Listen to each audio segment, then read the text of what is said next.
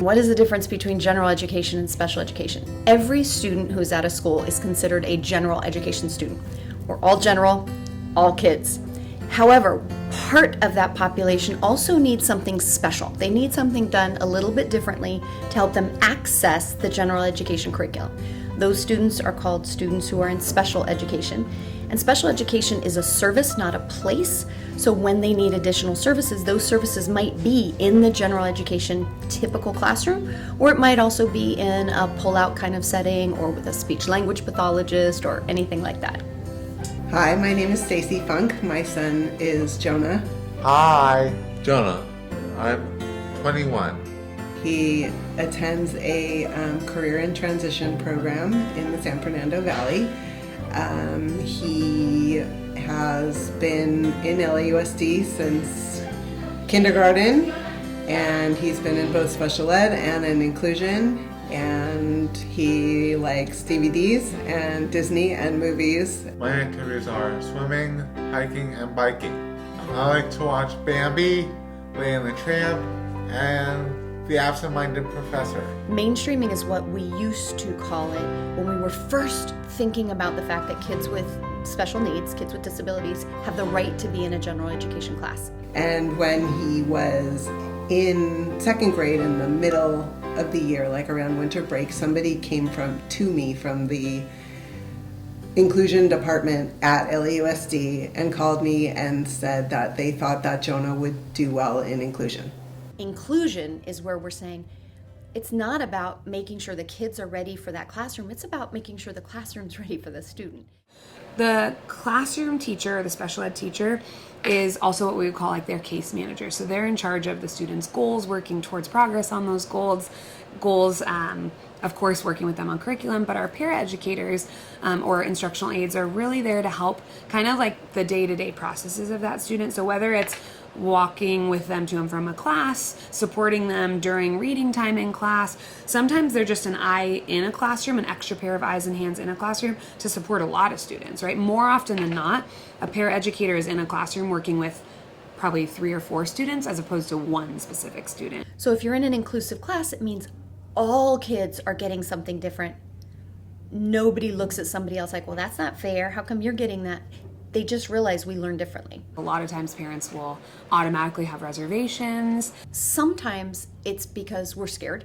Oh, I don't want my kid to be the one kid who's being pulled out of class and walking to the room by themselves. What might the non-disabled peers, will they bully my child? Will my child feel bad about being in a class where everybody else is academically superior? We really reassure them that it is such a day-to-day kind of flowing interaction on our campus. So we have what's called our special day class that students who are in the special ed program go to throughout the day. So some students may go there for 20% of their instruction. Some students go there for 80% of their instruction. It really just depends on their particular individualized education plan or their IEP. So I began a 9-month journey from February to September, at the time school started still after Labor Day, to get Jonah into Hesby Oaks, which is our home school, but I still had to fight to get him in there. They wanted to deny Jonah to be able to go to his home school. And because Hesby had just opened and Hesby had never had any experience with a child like Jonah, and they didn't think that Jonah was going to be successful in that environment. My role at interacting with special needs students in our classroom is they are in my classroom 100% of the time. All the kids that come to this school and receive services from our resource department stay with the regular ed students all day long. I teach them everything. And I follow their IEP, and I get assistance from teachers in our resource department. You wouldn't even really know that a kid has an IEP necessarily when you walked in here. So they interact just like everyone else. I mean, the way it's interesting because like lots of times people assume that if an aide or someone is coming from the resource department, that they'll just be with that student who has an IEP, but they may be helping other students so that the teacher in the classroom can work with the kid who has the IEP. I received a document from the district, which was basically a deal. And the lawyer said we should take it And my husband said we should take it. And in my opinion, it set Jonah up to fail. And because it made conditions for him of that if the placement was not successful after 4 months, he would be removed from the placement. So despite my husband and the lawyer telling me to take this deal, I said no. So we went to a mediation, and I sat in a meeting room with a person who I'd been dealing with from the district since February, the person who presented that document, my husband, an advocate, me, and a mediator. So I presented my story, and the district presented their story. And the mediator looked right at the district person and said to them, why would you propose something like that? You know that it's going to take 4 months just to get this program off the ground. And the next day, Jonah started in full inclusion at HESB. Some parents will choose to have their students in a special education school or facility, or pulled out even in at a typical school in a special education placement, because for their child, the IEP team, which is the Individualized Education Program team, might decide that's the least restrictive environment for that child. My name is Carlos Moriano. Our son is Julian Moriano, and our wife is Carmen Torres. Julian was born September of 1999. September 16. September 16. He's 20 years old. He has been all throughout his life at special ed schools.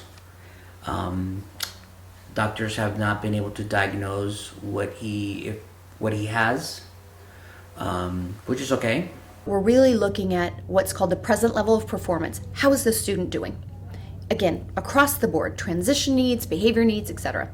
How are they doing?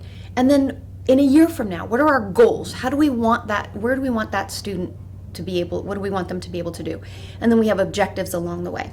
So the goal of the team is to get together and collaboratively look at the student with all of the different best practices. Unfortunately, sometimes an IEP meeting can feel adversarial, or it can feel like parents against the school district. Sometimes it feels like if your child keeps improving, they'll keep putting resources on the child to help them improve.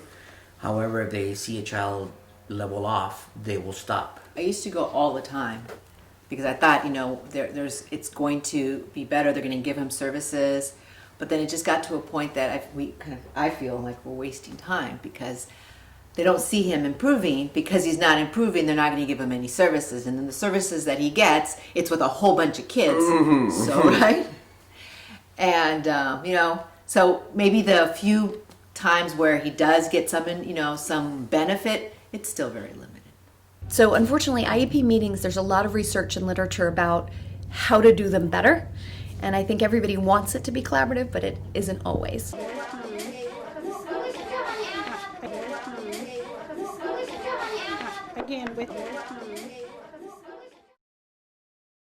The Education for All Handicapped Children Act was passed in 1975. And that was really the first federal law that said they have the right to be in what's called the least restrictive environment. Or an LRE, we want that least restrictive environment as often as possible. So that includes times like recess and lunch when they would be interacting with gen ed peers, but also specialists throughout the day. Art, music, like I mentioned before, PE. Then in 1990, it became the Individuals with Disabilities Education Act, also called IDEA. So we all have to follow certain expectations and guidelines. So that's really, in terms of inclusion, that's where we've moved. It is not a requirement by law, but least restrictive environment is. So how is teaching a student with a disability different than teaching a general education student? And it's a very broad question. It really depends on the need of the student. In special education, one of the jobs of a special education teacher by law is what we call SDI, Specially Designed Instruction.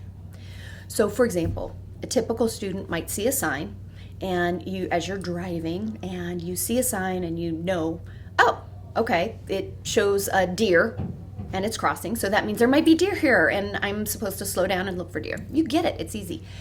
For a student with a disability, especially a student who has a cognitive impairment, we might actually have to teach them that signs mean something.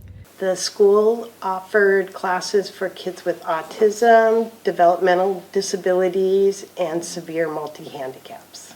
We have classroom assistants. Before I retired, I had 4 for approximately 8 to 10 students.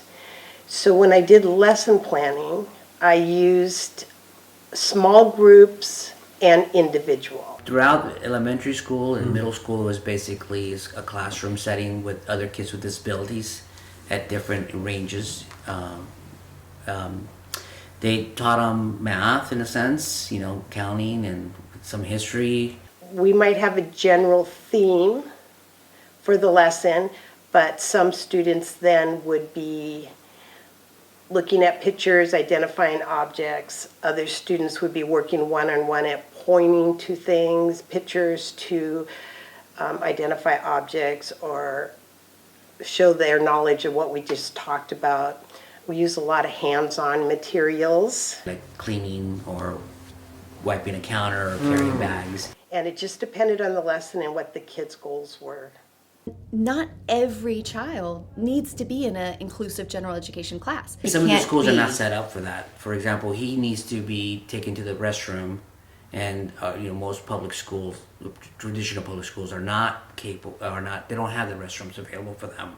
Some kids, if you put them on a general ed campus, like I had students who were capable of walking out my classroom door, going down the hallway, and going into a restroom by themselves, and then come back. Luckily, Julian can walk, but a child who may need a wheelchair, he or she may not, maybe they may not have ramps, they may have, and the doorways are not, wide enough. You're sending a child who doesn't, a student who doesn't understand not to take a cigarette, not to walk off with a 17-year-old boy. They just wouldn't understand that. So on a general ed campus, that student would probably have to have a one-on-one or not be able to use a restroom when they wanted to. They'd have to wait for a staff to go with them. Now that he's graduated from traditional, say, high school, he goes to a Leachman school, which they teach, in that school they teach him how to sweep and mop and cook for those who can. They go out into the community, which is, I think, is important for them to basically, like, say, live in the real world, learn about the real world.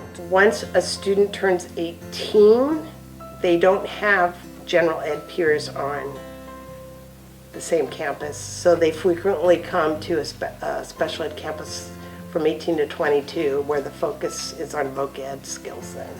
And he went to Leachman during high school, they took him on a bus. I think he went 2 hours a day, sort of as a trial. You sort you rinse, scrub, and you washed. You sort items like food or drinks or everything. Leachman had a lot of voc ed and self-help skills programs, and every classroom had a focus. My classroom did ice cream making. So we would have students working on measurement, identifying ingredients, getting things out of the refrigerator, putting them back, pushing special buttons that would turn on and off the ice cream mixers.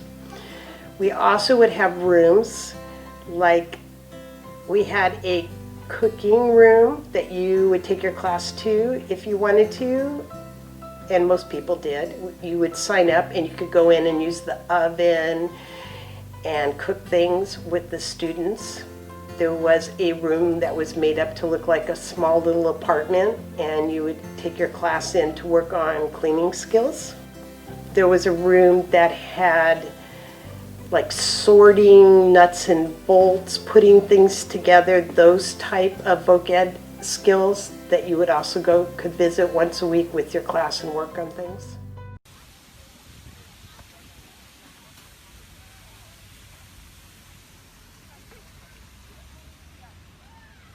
They have the right to be in what's called the least restrictive environment. In the least restrictive environment, we believe typically is the general education classroom, But then it could be a special education classroom. It could even be a hospital or a home setting, depending on that student's needs. We're an inclusive society, and we need our classes and our teachers to be able to address that. Thank you. Thank you, Gemma. Yeah, that's perfect. Thank you.